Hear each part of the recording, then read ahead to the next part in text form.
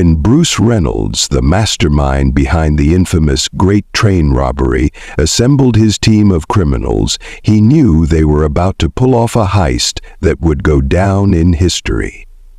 Alongside him were figures like Ronnie Biggs, Charlie Wilson, and a crew of ruthless men, each with a unique skill set that made them an unstoppable force. They meticulously planned every detail, but as they set their sights on a fortune worth millions, none of them could have predicted the explosive consequences of their actions.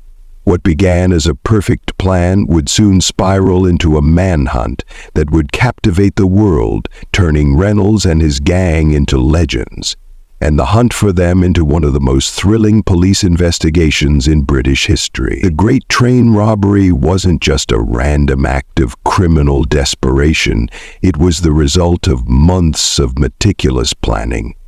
The leader of the gang, known for his sharp mind and calculated approach to crime, had long dreamed of pulling off a heist that would not only make him and his men rich, but would also be remembered for generations. His knowledge of the railway system was key to their success.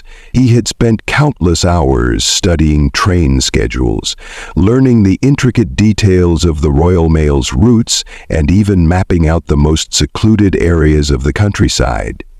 He was determined to make the robbery clean, quiet, and swift, leaving little chance for the police to respond. The plan itself was simple in theory, but complex in its execution. The gang's target was a mail train carrying an estimated P.6 million, equivalent to millions in today's money, which was being transported from Scotland to London. The cargo was held in large, heavy bags that contained cash, jewelry, and other valuable items. Prime targets for anyone looking to get rich. The Royal Mail train had a reputation for being a secure, high-risk transport, and the gang knew it would be their one shot at something big. But they also knew that pulling off such an operation without raising suspicion would take careful timing. To ensure everything went smoothly, they began their work months in advance. They set up base in a farmhouse located near the train's route, an area far enough from any major town to be considered a safe place to lay low without attracting attention. From this hideout, they kept an eye on the train's movements, carefully monitoring its schedules and making mental notes of every detail. They learned that the train, though highly secure, passed through a stretch of isolated land at a specific point each night. A perfect opportunity for their plan to unfold. In addition to studying the route, the gang also needed the right equipment. The mastermind of the operation made sure they had everything they could possibly need: radios to communicate with one another, tools for breaking into the train, and vehicles that would allow them to move quickly once the robbery was complete. They also made sure to assemble a team of criminals with varying skill sets, each one specializing in different aspects of the job. Some would take control of the train, while others would haul the loot away to safety. But perhaps the most crucial element of the plan was the signal system. The mastermind knew that the train was equipped with an advanced signal system that would alert the police if the train were to be delayed or tampered with. To avoid this, the gang made sure to disable the signal at a critical point, forcing the train to stop in the middle of nowhere. They also knew the specific time of night when the train's crew would be most vulnerable, and they chose this moment to strike. As the day of the heist grew closer, everything appeared to fall into place. The gang's confidence was building, but so too was the risk. The mastermind was keenly aware that any small mistake could unravel everything they had worked for. He kept his crew focused, reminding them of the stakes and the rewards. They could not afford to make any mistakes. Every detail had to go according to plan. With all the preparations in place, the night of the robbery was just hours away, and the gang was ready for the heist of a lifetime. As the night of the robbery approached, a chill of anticipation filled the air. The gang was well positioned, The plan set into motion. The Royal Mail train, laden with millions in cash and valuables, would be passing through a remote stretch of countryside at precisely 3:15 a.m. It was the perfect time. The darkness of the night, the quiet of the deserted area, and the vulnerability of the train. With everything in place, the gang took their positions, each man knowing his role.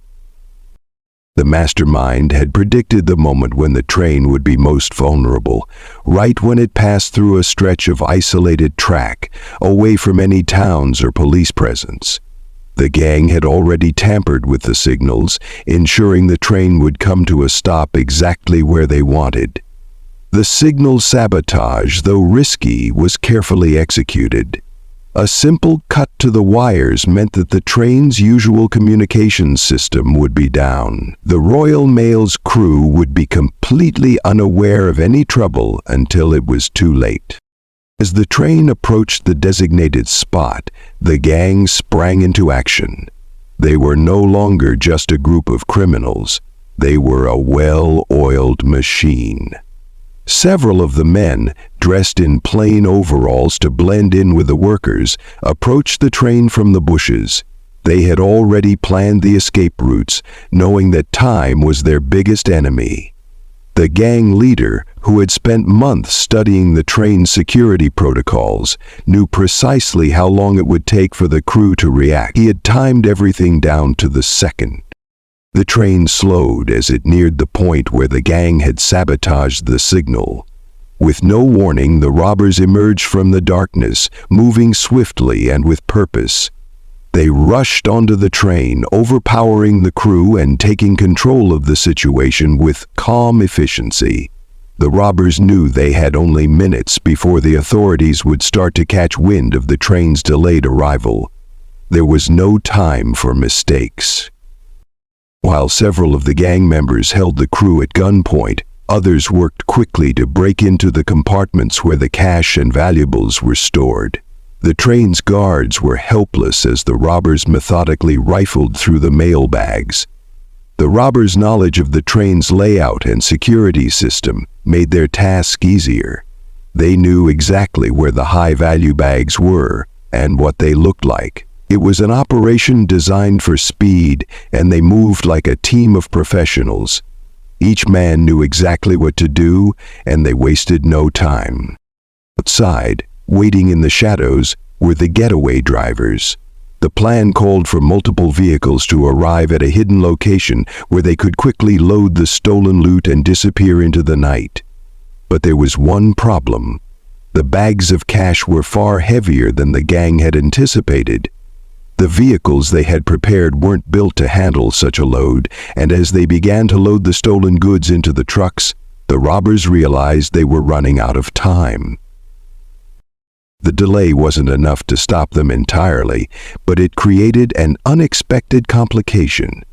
The police, alerted by a radio call from a passing motorist who had witnessed the train's strange stop, were already closing in. The gang knew they had only a small window to escape, and they pushed harder to finish their task. The sound of sirens in the distance was a reminder of how close they were to getting caught.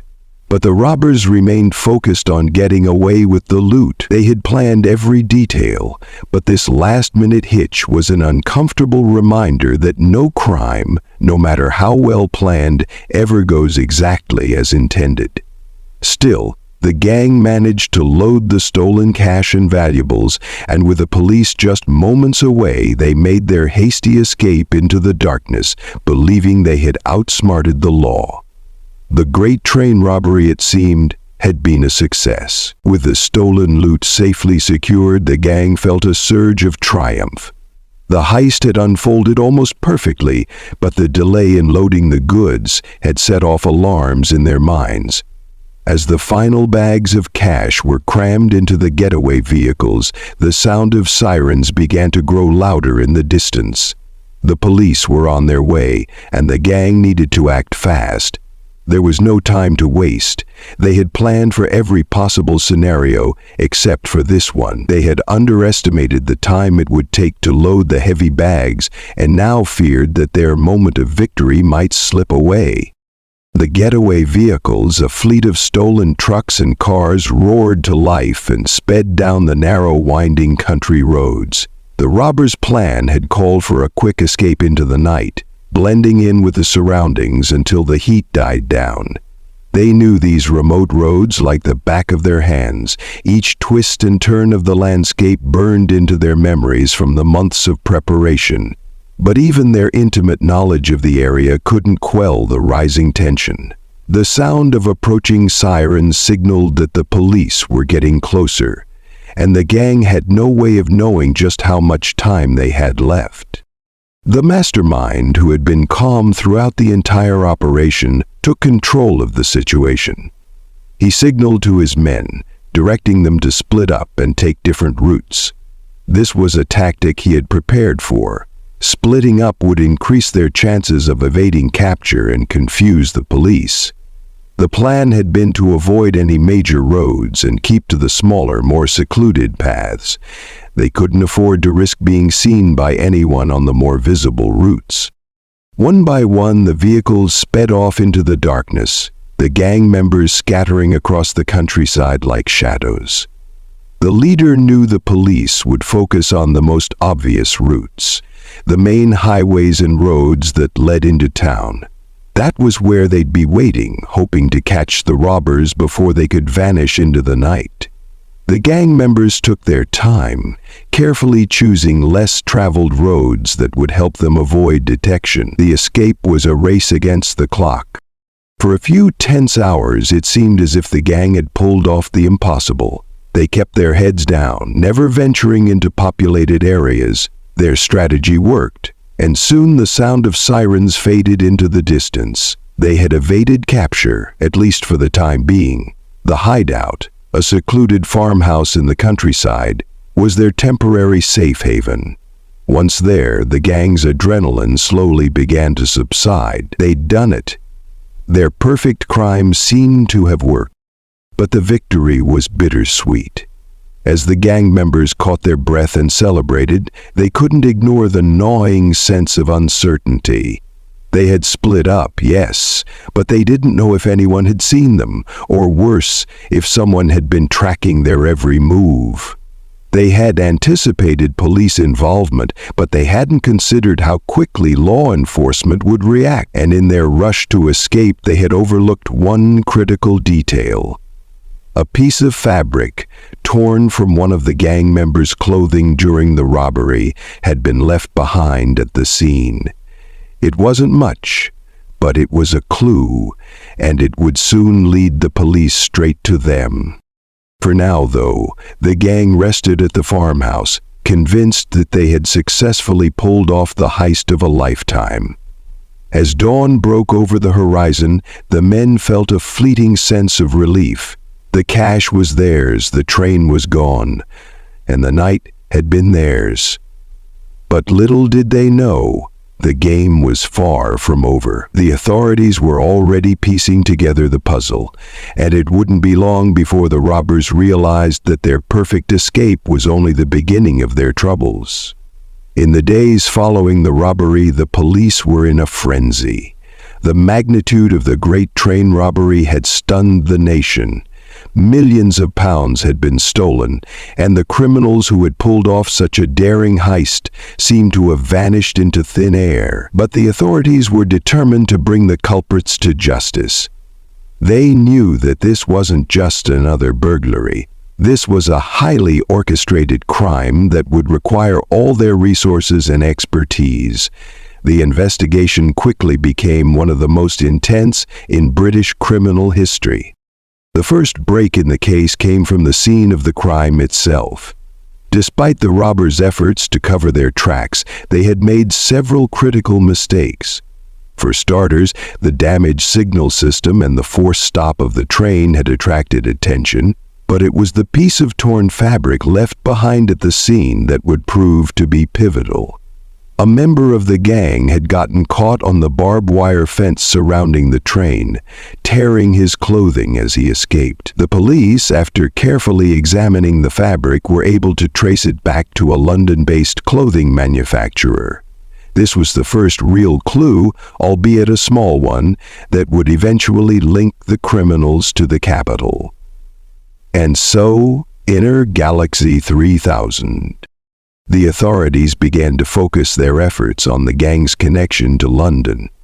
They interviewed employees from the clothing manufacturer, cross-referencing their records with known criminals in the area. This led to another breakthrough. Several individuals had purchased similar items of clothing recently, all of whom had suspicious pasts. The police quickly learned that many of them had ties to a well-known criminal underworld group, but there was still no direct evidence linking them to the robbery itself. Meanwhile, the authorities had another avenue to explore.